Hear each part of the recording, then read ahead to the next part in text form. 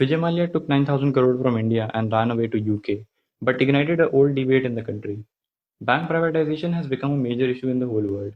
After government committees and RBI's recommendation that banks should be privatized, Indian government has been trying hard to achieve it.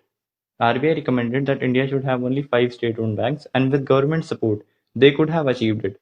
But Corona just had to meddle in between. According to experts, increasing bad loans, lockdown, and sinking economy will make it impossible to achieve privatization this year.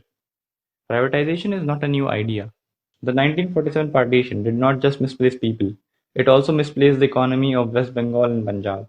In 1948, under the Reserve Bank of India Act, RBI was converted into a public bank. With the addition of Banking Regulations Act, RBI got the authority to regulate control all banks of India.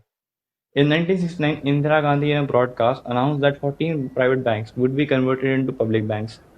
According to her, this change would add to their party's achievements. In the 90s, banks in India were not operated like today. They were unregulated then and could impose as much interest as they wanted on their loans. And the economy struck normal people were getting caught in their traps. Public banks provided a safe alternative to them. Second benefit of public banks is that the government could use them to give agricultural and small industrial loans at lower affordable interest rates, indirectly raising their living conditions. Today you can find a branch of a major state bank almost anywhere in India. But this was not the case before. Before the private banks were more localized. After all, where would a private bank get the money to expand in the whole country? Whereas public banks were supported by the government, leading to an increase in their reach. With increasing reach, more and more people started investing in banks, which led to a positive impact on the economy.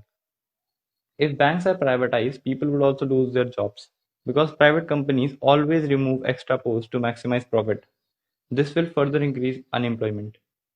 If public banks have such an advantage, so why is the government pushing for privatization? Like every government institute, public banks also have a political influence in its functioning. But private banks have very little political influence in comparison. NPAs or non-performing assets or bad loans, or in even simpler terms, are loans that can't be recovered. This is a major argument in favor of privatization. We have seen multiple bank fraud cases over the year. In 2011, Bank of Maharashtra, Oriental Bank of Commerce, and IDBI did a fraud of 1500 crore.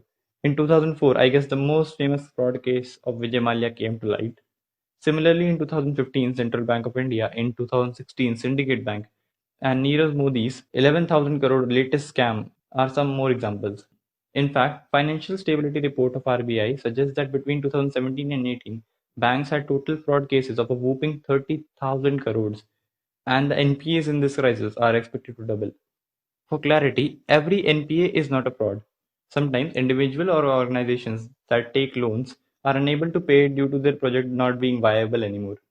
The examples used above were all of willful defaulters who scammed the banks intentionally.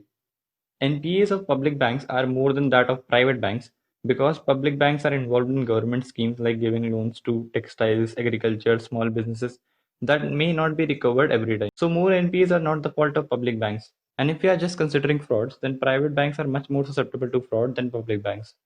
One catch is that public banks come under RTI, so they have to disclose info of every fraud, but private banks don't come under RTI, so their fraud cases are underreported. The most common argument is that private banks are better for the economy. Simply, this is not true. It's complicated. We have multiple records that private banks are more efficient. We know that more banks mean a positive impact on the economy, but the same can't be said for privatization. Well, due to the economic slowdown between 2005 and 10, a lot of loans turned into bad loans. Recent economic slowdown and the corona crisis will produce a similar effect. Before this, instead of privatizing public banks, we merged them. But this time the government officials clarified that there will be no mergers. This privatization revenue will help in stabilizing economy struggling from low tax revenue. For now, this is it. Like, share and subscribe. Peace.